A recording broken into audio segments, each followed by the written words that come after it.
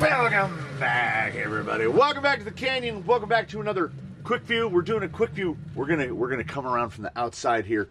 You don't ordinarily see me do quick views on stuff like this because, honestly, okay, to me, a charger is a charger. Our requirements are so small in the charger world. A typical battery for me looks like this. Little Z 3S 2200 or an Ovonic 3S 2200, or if I grab the big bag, any of these. Yes, I know, the safest of storage methods. Hey, at least it's in a bag. So most of the time, the biggest thing I'm charging for a rock crawler is the GensAce Adventure 4300 that runs in Jolly Green, right? I got a 6x6 with a Hobby Wing Axe V2 3300. It'll kill one of those 1500s or 2200s in like 15-18 minutes. So we can get some juice out of this. So chargers run the gamut, right? You have any number of chargers that you will witness on Amazon, AliExpress, eBay, that are all basically just versions of the i6, AC6. It's the same guts that have been in chargers since they invented the LiPo. So nothing, right over here out of frame, there's a ProTech RC Prodigy 610 quad. I can charge 4 batteries at a time. It has 2 obnoxiously loud fans, which means I can't charge batteries when I'm recording video because the camera is right up here, the charger is right down there. All you'll hear is of that thing going the whole time. So this was dropped off by Mr. 2223, all the way brown down here, dropped off by hand from Renton, Washington. That's the Seattle area, for those not familiar with Washington. He said, I have heard you in videos lament that you can't charge a battery while filming, and I am awful about remembering to charge a battery. There's a little silicone mat just over here that will ordinarily have. So this is what the silicone mat looked like this morning, right? And how I tell what's alive and what's dead is I have a cell checker, and I'll be like, oh, need to film a video, and I find one that might have a cell at 3.9 volts average, and I go, that's enough. We're over 50%. We'll run on that. So he said, we'll give you the ability to charge while recording, and dropped off this GensAce iMARS D300, which is a dual output charger. And I've had this about 2 weeks, and I am not here to read you the spec sheets off the back. It runs from 100 to 240 volts. It has 300 watt output on AC. It can receive an input of 7 to 30 volts. People are like, if I bring that charger home, what do I get? And how easy is it to use? That's it. So I've been using it about 2 weeks to charge batteries. It comes with, it's a little boy. The box was not really indicative of it. It's a little boy. It's got a nice little screen. It is not a touch screen, which I am fine with.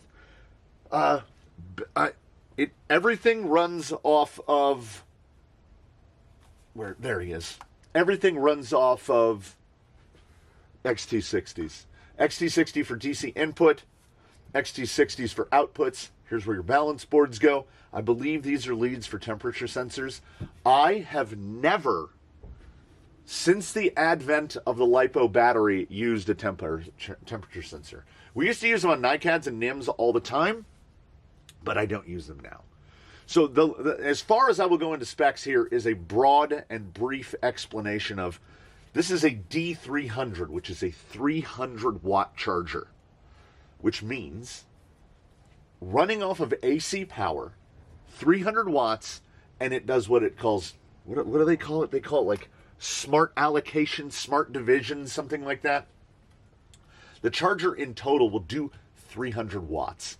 And you say, well, what does that mean to me? Watts is voltage times current. And you go, what does that mean? A 3S battery, fully charged, is 4.2 volts per cell, so that is 12.6 volts. So if you take a 1500 pack, you take 12.6 times 1.5, just under 20 watts. So as you can see, we're not using a lot. Even if you go to a 4300. So you go 12.6 times 4.3, it's about 55 watts. So most of the things that we're charging are never going to tax this thing on AC power. Now, if you're a dual sports sort of a gentleman and you've got an Arma Kraton hanging from a hook over there and you're charging a 6500 6S pack, that is up past 150 watts just to charge it at 1C.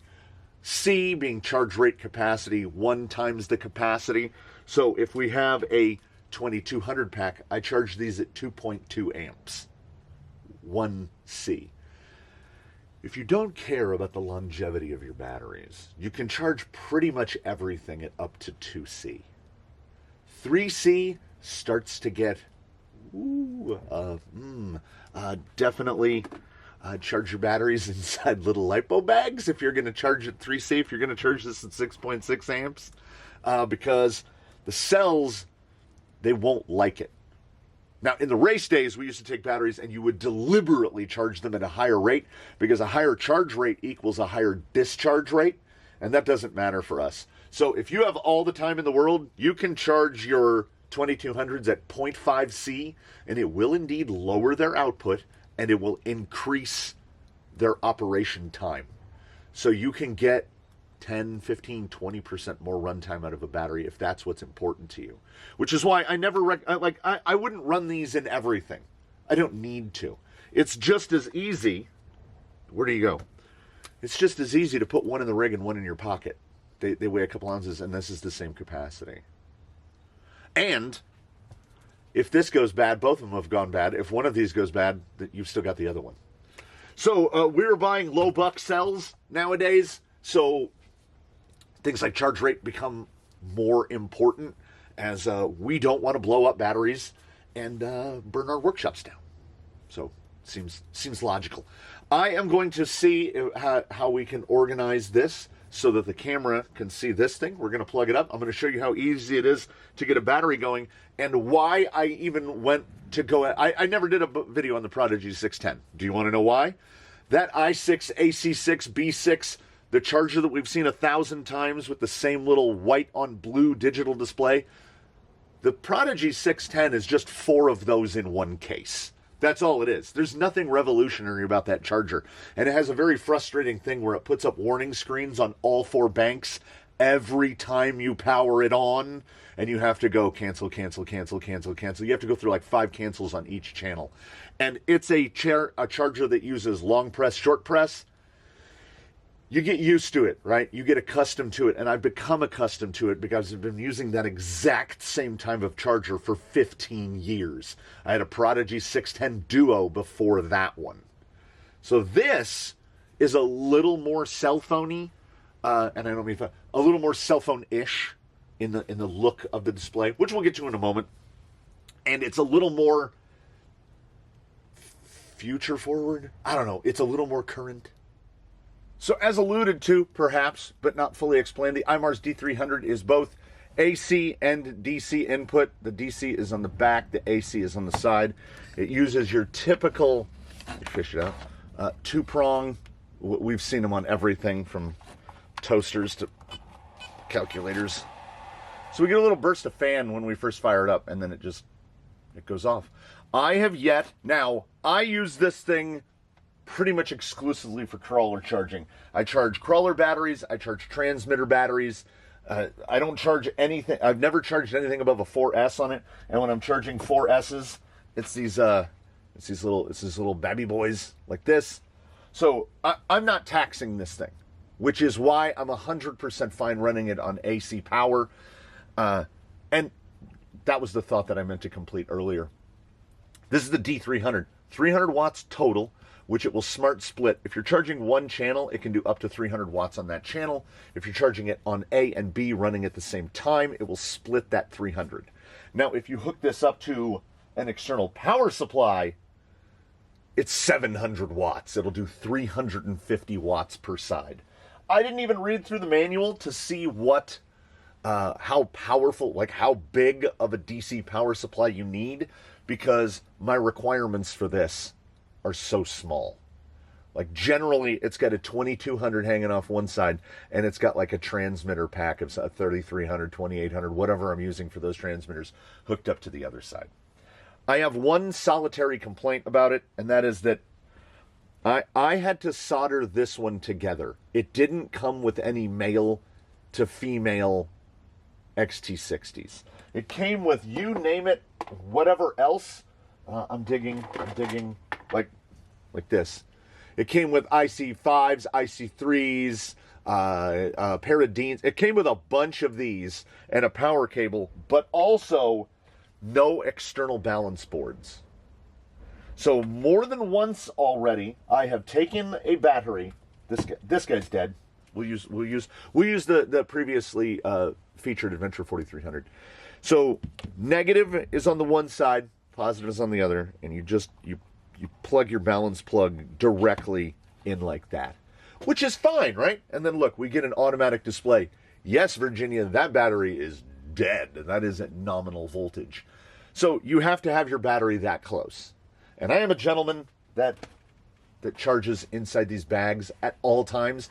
Every battery, I shove the balance board, which looks like this, and the whole battery inside one of these bags, because I have had a battery blow up on the charger and try to burn the building down. So maybe I should be using those temperature leads. I don't know. So ProTech RC, or Amazon. You can get these 6S balance boards, and they will have a clip right here because they are supposed to clip into an extension. You just literally pull back on it and it just snaps off. So you take your balance board and it just fills the whole thing like that. And now we can be that far away. Isn't that nice? And then when we plug this into our 3S port, boop, there's our 11.1 again. So you will have to do some... when I opened the box, I was like, how do you not have XT60 male to female? Like, you've acknowledged that this is what we use to charge batteries. So I'm always going to... It's like a USB. You're always going to pick the wrong direction. You plug your battery in, and then you don't touch the manual. I didn't touch the manual. I didn't touch the manual until just a few moments ago when I was getting ready to initiate the filming of this, because I wanted to know what was like the maximum output per channel. And it's basically two big columns of numbers, because one is what you can get on AC power and one is what you can get on DC power. And you can get obviously way more. It's 4 times as powerful of a charger on DC as it is on AC. But this is like 100 watts. No, 50 watts. It's about 55 watts to charge this at 1C, and that's using a third of the power of the charger. So you can charge 2 of these simultaneously and be using 2/3 the power of the charger. Now, if you plan on plugging in some 6500, if you plan on charging a 9000 6S pack on here, yeah, you're going to want to pick up a power supply at the same time. So we push channel, and it goes to channel A. And here we go. Here's our individual volts per cell. We press enter setting. And this one, it remembers, this is what it was set before. That's my charge rate for a 2.2. Target voltage, 4.2 volts per cell. We go up to... Enter.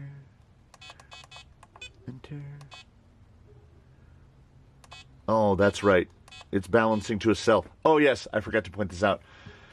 I've been charging everything on balance for like life, because it's what I do. I balance. This thing, cell balancing and charging are not the same thing to this. If you have a pack that you pull off of a rig and you check it, like, where's that dude? Okay, we'll go with this guy. I had 2 Velcroed together. So if you take a pack and you plug it in to your cell checker, which is now upside down. All right, there we go. And we're good. I mean, that's real good.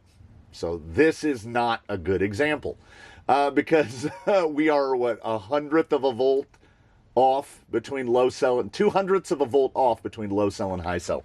So that pack is perfectly in balance. The way that the newfangled stuff works, yeah, this one's fully charged, and we have the same situation. That was charged on this just yesterday. So it treats charge like balance. It uses to basically take it to a store charge level and get the cells in balance. So when you charge, you have to charge. So all we do is we change the rate to 4.3 because I charge it at 1C. And the charger goes up to 16 amps. But it doesn't because it won't get to 16 amps on AC power. I don't even think on this size it would go to 16 amps. Well, let me see. 12.6 nominal volts times 200 watts. Yeah, so it'll do it on one. You could get 16 amp output on one channel, which I guess is fine. But who's charging it? How big is your battery if you're charging at 16 amps? Enter. Target current 4.3 for the 4300, 4.2 LiPo. Enter. And that's why I would recommend this charger. Goes for, I want to say, $129. And for 99.9% of us, you're not going to need... Oh! We got fan. But that fan... I wonder if it's because it's not level. That fan is... And I kid you not. 1/8 the volume. The ProTech has a fan at each end. So a push fan and a pull fan. Each of the fans is at least double the volume of that. Oh, and there it goes. Oh, now it's back. I am a fan of it. I really am. I am going to want to experiment with it in the future on DC power just to see what the differences are. DC to DC conversion seems to be a better way to go. Basically, all these chargers are AC to DC converters. So you add another step of complexity in the chain where you have your DC power supply is an AC to DC converter, and then you put that DC into this DC, so this thing doesn't have to do conversion work anymore. And everything's good. So, is it expensive? I mean, yeah. Compared to spending $40 on an Amazon, AliExpress, eBay, no-name charger that's just another... I'm digging the data banks to remember. I keep calling it AC6.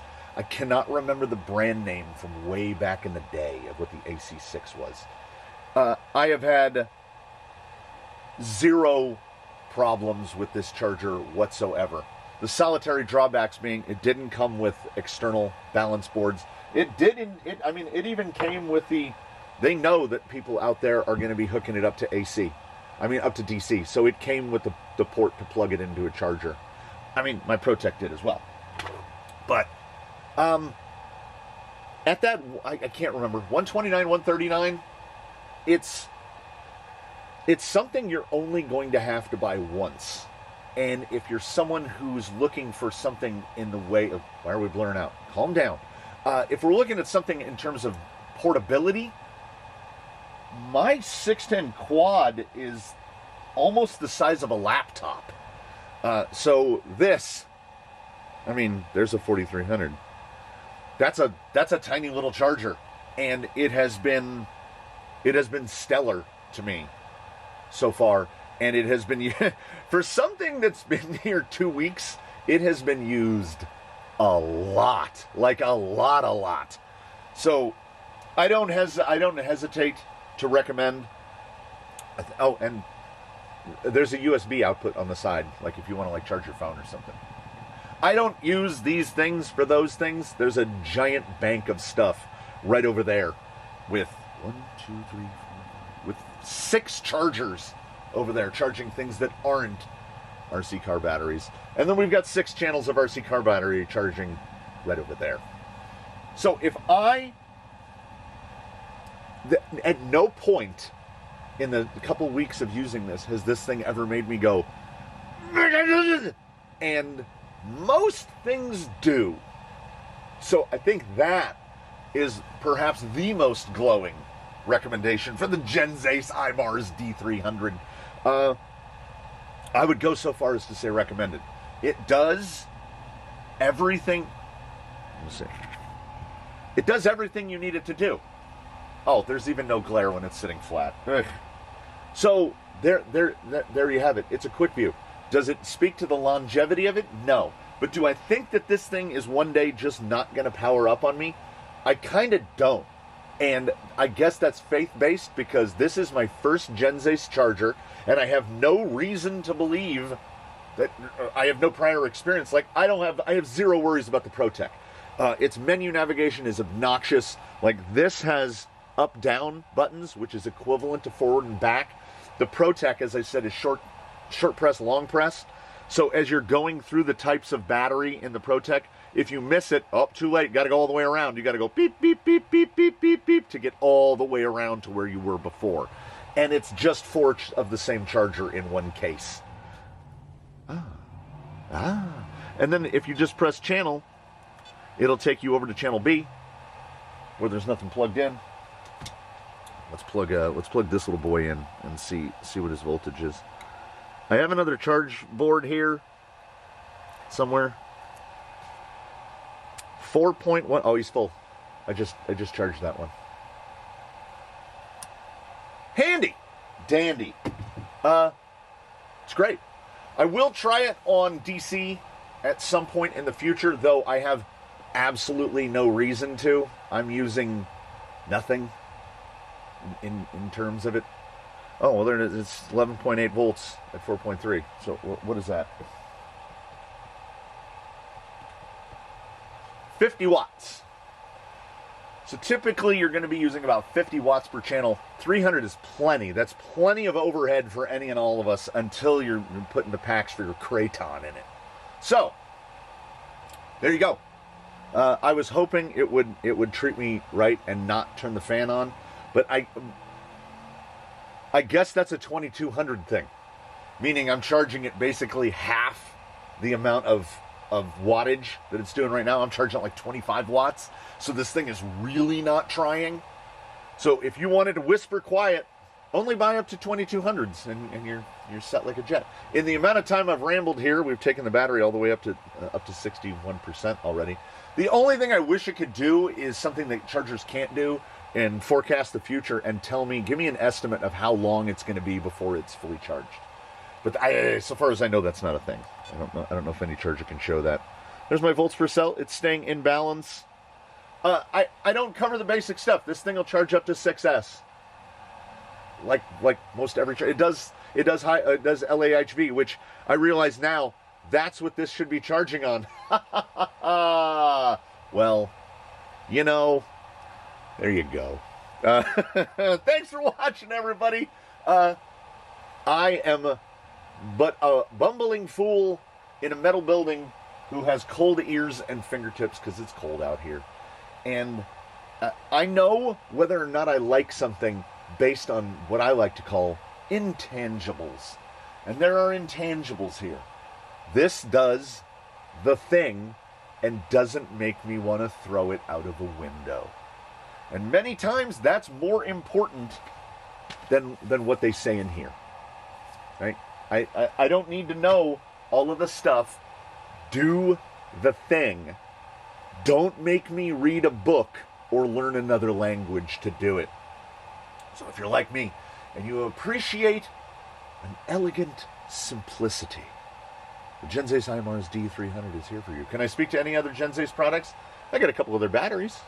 I've been using, actually, I've got some 5,000 packs from GensAce. They're 10 plus years old, and they haven't blown up yet, so I guess that's worth something.